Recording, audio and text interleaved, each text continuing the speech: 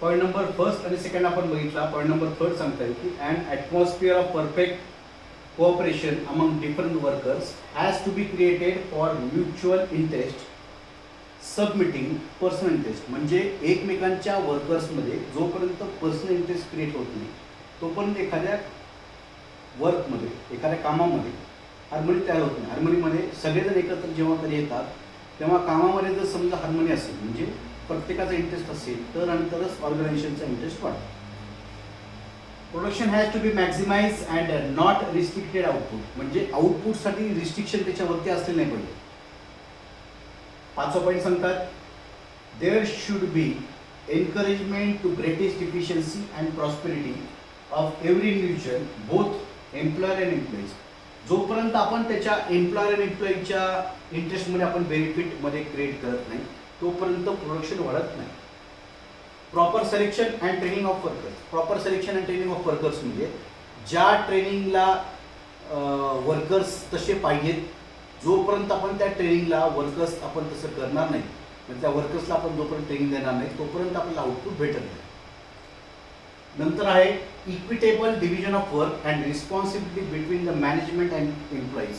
जोपर्यंत आपण responsibility management आणि एम्प्लॉईजमध्ये म्हणजे त्याचे एम्प्लॉईज आणि एम्प्लॉयर्समध्ये जोपर्यंत डिस्ट्रीब्यूट करत नाही तोपर्यंत आपल्याला ॲक्च्युअल आउटपुट भेटत नाही.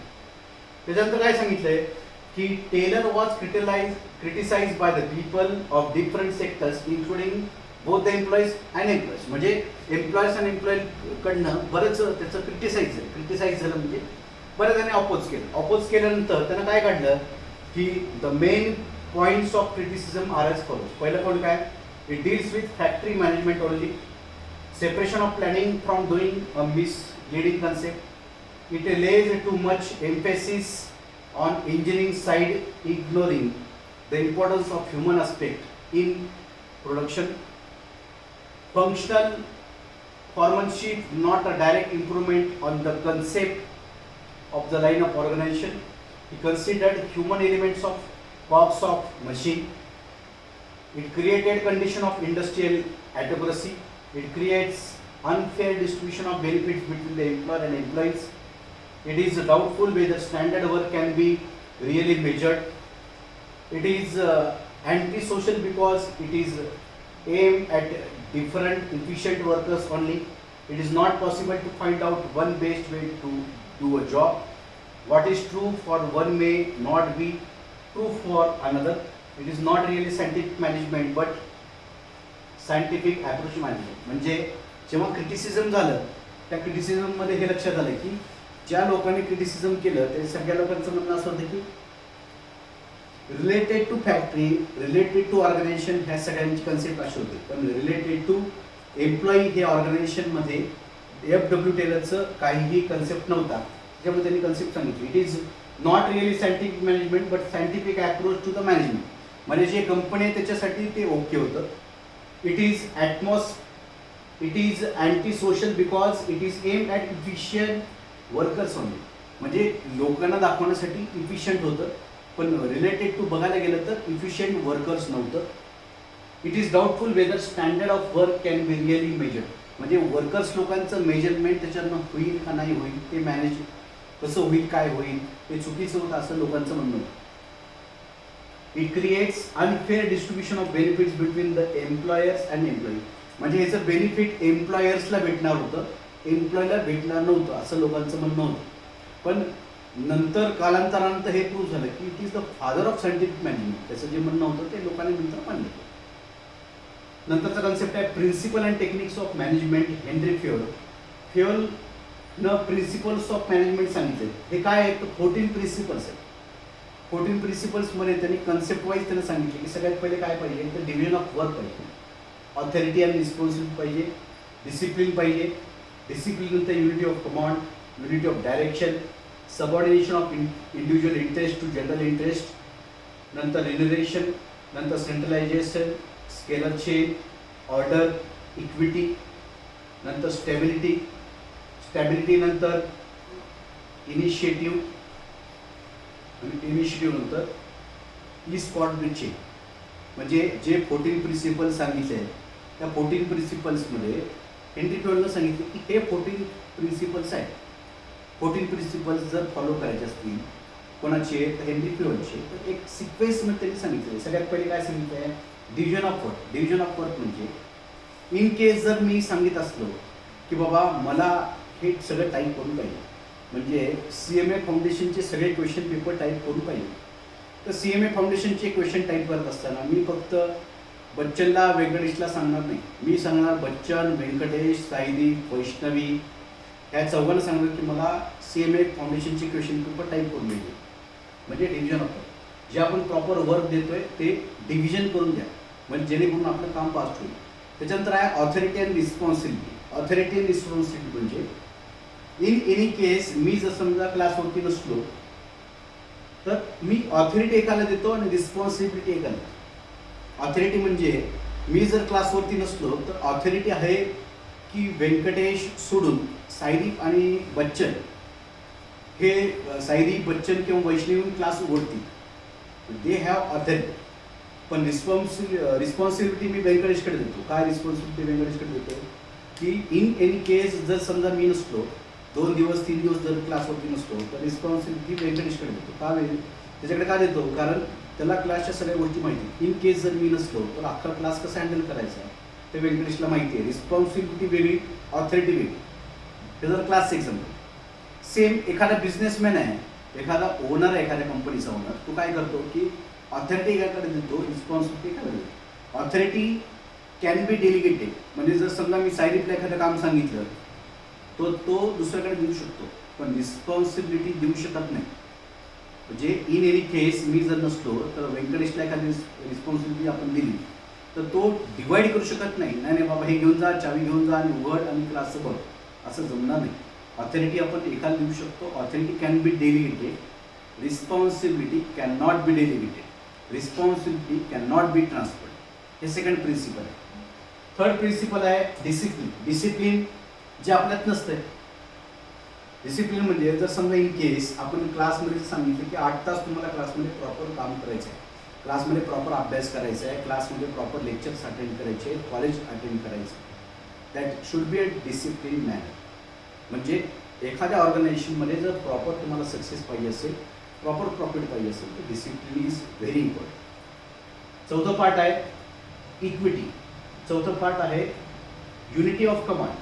युनिटी ऑफ कमांड म्हणजे तुम्ही जे प्रॉपर कमांड करताय त्याची युनिटी असली पाहिजे. युनिटी म्हणजे इक्वेलिटी. कमांड करताना प्रॉपर तुम्ही कमांडमध्ये प्रॉपर इक्वेलिटीमध्ये तुम्ही ती कमांड दिली पाहिजे. पाचवा आहे unity of direction. Direction proper एका वेमध्ये तुम्ही डायरेक्शन केलं पाहिजे, म्हणजे जे तुमचं काम तुमचं चालू आहे ते प्रॉपर एका डायरेक्शनमध्ये झालं. युनिटी ऑफ डायरेक्शन नंतर आहे subordination of individual interest to general interest.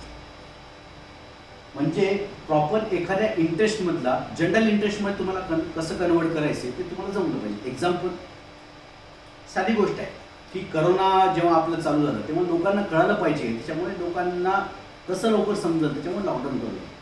नाही तर लॉकडाऊन हे 22 मार्चला झालं नसतं, ते थोडंसं 1 एप्रिलपासून आपल्याला कन्वर्ट करता आलं असतं. पण कसं झालं, काय झालं, काय नाही, ॲक्च्युली 10 मार्चपासून इंडियामध्ये तो पसरायला लागला करोना. पण त्याच्यानंतर subordination to common interest to general interest 22 मार्चपासून चालू झालं आणि 22 मार्चला आपलं पहिलं लॉकडाऊन झालं. जोपर्यंत ते लोकांना कळलं नाही तोपर्यंत लोकांना कळलं नाही, कारण मी घराच्या बाहेर जाणार नाही, तू पण घराच्या बाहेर जाऊ नको, हे कुठलं कळलं. Subordination to general interest, subordination to common interest to general interest. Next point आहे रिमनरेशन. रिमनरेशन म्हणजे एखादं आपण काम करतोय त्याच्यामध्ये मिळणार आपल्याला बेनिफिट्स. सेंट्रलायझेशन. सेंट्रलायझेशन म्हणजे एखादी गोष्ट करत असताना आपल्याला ते सेंट्रलाइजमध्ये ते भेटलं पाहिजे. सेंट्रलायझेशन म्हणजे एखादं आपण काम करतोय ते सेंट्रलाइज एका ठिकाणी असतं पाहिजे. म्हणजे लाईट आपण यूज करतो ते लाईट बिल आपण कुठं भरतो, ते MSEBमध्ये भरतो. That is called as remuneration to the state government. MSEB department कुठलं आहे, स्टेट गव्हर्नमेंटचं आहे. ते कोणाला भरतो आपण, स्टेट गव्हर्नमेंटला. पण ते कसं भरतोय, the remuneration should be fair and satisfactory to both employees and employers. म्हणजे जे आपण लाईट बिल भरतोय ते दोघांनाही बेनिफिशियल असलं पाहिजे. नेक्स्ट आहे सेंट्रलायझेशन. नंतर आहे सेंट्रलायझेशन म्हणजे मी सांगत होतो की एका ठिकाणी ते प्रॉपर राहिलं पाहिजे. सेंट्रलायझेशन म्हणजे त्याचा प्रॉपर कंट्रोल एका ठिकाणी राहिलं पाहिजे. Scalar chain it is the chain of superior existing from the highest authority to the lowest tax. मी कालच्या लेक्चरमध्ये तुम्हाला बोलले की जर समजा खालच्या वर्कर्स लोकांना काही कंप्लेंट असतील तर ते मधल्या वर्कर्सला मधल्या मिडल लेवलच्या लोकांना बोलून तुम्ही डायरेक्ट हाय लेवलला जाईल. म्हणजे एखाद्या वर्करला जर बोलायचं असेल तर डायरेक्ट प्रिन्सिपलला जाऊन बोलणार नाही, मधल्या हेड ऑफ डिपार्टमेंटच्या लोकांना बोलेल, त्याच्यानंतर तो प्रिन्सिपलपर्यंत पोहोचू शकतो. नंतर आहे order. Order should be get from the higher levels to the lower levels. नंतर आहे इक्विटी. इक्विटी टू ऑल म्हणजे सगळ्या एम्प्लॉईजसाठी ते प्रॉपर ऑल असलं पाहिजे आणि सेम असलं पाहिजे. स्टेबिलिटी ऑफ टॅन्युअर ऑफ पर्सन म्हणजे एखादा एम्प्लॉयर आणि एखादा एम्प्लॉई ह्याच्यामध्ये रिलेशनशिप इनिशिएटिव्ह असलं पाहिजे. म्हणजे एखादा एम्प्लॉई म्हणला की सर आपण असं करू तसं करू तर ते आपल्याला करता आलं पाहिजे, एम्प्लॉयरला पण कळायला पाहिजे जे बेनिफिट होत आहेत का नाही होत. म्हणजे क्विक डिसिजन घेणं याच्यातून जमलं. त्याच्यानंतर आहे इनिशिएटिव्ह. इनिशिएटिव्ह म्हणजे आताचा सेम पॉईंट की एखादा एम्प्लॉई सांगतो की बाबा आपण असं करू तसं करू तर ते एम्प्लॉयला समजलं पाहिजे की आपल्याला याच्यातून बेनिफिट होत आहेत, बेनिफिट कसे होतील काय होतील ते एम्प्लॉयरने डिसिजन घेतला पाहिजे. Next point number 13. Point number 13 आपल्याला सांगतो की हे सगळं करत असताना मॅनेजमेंटमध्ये जे आपण हेल्दी फंडचे प्रिन्सिपल बघतोय त्याच्यामध्ये 13 प्रिन्सिपल सांगितले इनिशिएटिव्ह आणि 14 प्रिन्सिपल सांगितले ई spread the jobs. Team work is essential for of an organization. म्हणजे जोपर्यंत टीम वर्क आपण करत नाही तोपर्यंत आपला टार्गेट सक्सेस करणं किंवा अचीव्ह करणं ते अवघड. म्हणजे एखादी गोष्ट आपल्याला अचीव्ह करायची त्याच्यामध्ये टीम वर्क असणं कंपल्सरी आणि टीम वर्क जोपर्यंत होत नाही तोपर्यंत आपल्याला कोऑर्डिनेट जसं पाहिजे तसं सक्सेस भेटत नाही. ह्या सगळ्या गोष्टी इंटर रिलेटेड आहेत आपल्या वर्कशी. जोपर्यंत एम्प्लॉयर रिलेशनशिप स्ट्रॉंग बनत नाही तोपर्यंत आपल्याला सक्सेस भेटत नाही. ह्या सगळ्या गोष्टी इंटर रिलेटेड आहेत. एम्प्लॉयर आणि एम्प्लॉईच्या रिलेशनशिपसाठी जोपर्यंत एम्प्लॉयरला खुश ठेवू शकत नाही तोपर्यंत हे अचीव्ह होणार नाही. टार्गेट तुम्ही देताल की एवढं टार्गेट तुम्ही अचीव्ह कर, हे कर ते कर, तुला एवढे बेनिफिट भेटतील, पण जोपर्यंत एम्प्लॉयरला काही देत नाही तोपर्यंत ह्या 14 प्रिन्सिपल्सचा काहीही यूज नाही. असे FW टेलरनं पहिलीच पॉईंट सांगून ठेवलं. हे झालं 14 प्रिन्सिपल्स ऑफ FW टेलर. आजचं हे लेक्चर एवढंच सांगतं की FW टेलरमध्ये त्यांनी काय सांगितलं की FW टेलरच्या प्रिन्सिपल्समध्ये सांगितली 14 प्रिन्सिपल जी कुठली ऑर्गनायझेशन जी कुठली कंपनी मॅनेजमेंट करते त्या ठिकाणी कंपनीमध्ये सक्सेस रेट 100% असतो. त्यासाठी त्या 14 प्रिन्सिपलचा व्यवस्थित अभ्यास करा. काय डाऊट असतील तर विचारा. घरी राहा, व्यवस्थित राहा, स्वतःची काळजी घ्या आणि स्वतःच्या कुटुंबाची काळजी घ्या. काय डाऊट असतील तर विचारा. धन्यवाद.